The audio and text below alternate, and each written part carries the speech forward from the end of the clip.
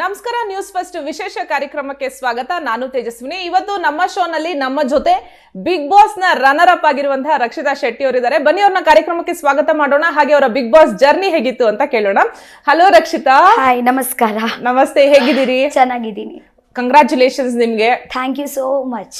ಏನಂದ್ರೆ big boss 12 season ಅಲ್ಲಿ first time ಹುಡುಗಿ ಒಬ್ರು ರನ್ನರ್ ಅಪ್ ಆಗಿರೋದು, ಎಷ್ಟು ಖುಷಿ ಇದೆ ನಿಮ್ಗೆ? ತುಂಬಾ ಖುಷಿ ಆಗ್ತಾ ಉಂಟು, ತುಂಬಾ ಖುಷಿ ಆಯ್ತು. ಹೇಗಿತ್ತು ಬಿಗ್ ಬಾಸ್? ಬಿಗ್ ಬಾಸ್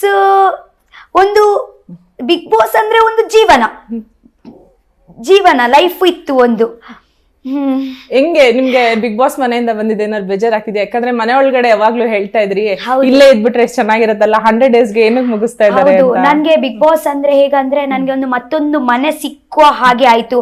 ಅಂದ್ರೆ ನಾನು ಬಿಗ್ ಬಾಸ್ ಅಂದ್ರೆ ಒಂದು ಕಾಂಪಿಟೇಷನ್ ಗೇಮ್ ಆಗ್ಲಿ ಎಂತ ತಲೆಯಲ್ಲಿ ಇಲ್ಲ.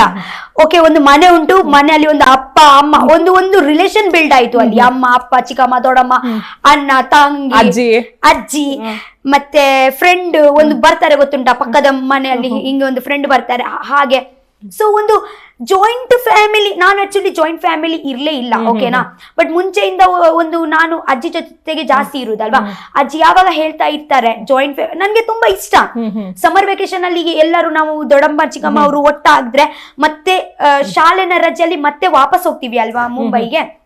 ತುಂಬಾ ಬೇಜಾರಾಗುದು. ಓಕೆ, ನನ್ಗೆ ಒಟ್ಟಾಗಿ ತುಂಬಾ ಜನ ಇರ್ಬೇಕು ಮನೆಯಲ್ಲಿ. ಸೊ ಫಸ್ಟ್ ಟೈಮ್ ನಾನು ಹಾಗೆ ಒಂದು ಮನೆ ಸಿಕ್ತು, ಮನೆಯಲ್ಲಿ ತುಂಬಾ ಜನ ಇದ್ರು. ಹಾಗೆ ನಾವು ಹೇಳ್ತಾ ಇದೀವಿ, ಓಕೆ ಒಂದೊಂದು ಜನ ಹೋಗ್ಬೇಕು, ಯಾರು ನಮ್ಗೆ ಇದೇ ಆಗಲ್ಲ, ಹೋಗ್ಬೇಕು ಅಂತ. ಬಟ್ ಯಾವಾಗ ಅವರು ಸತ್ಯಾಗಿ ಹೋಗ್ತಾರೆ ಅಲ್ವಾ, ಆ ಟೈಮಲ್ಲಿ ಬೇಜಾರ.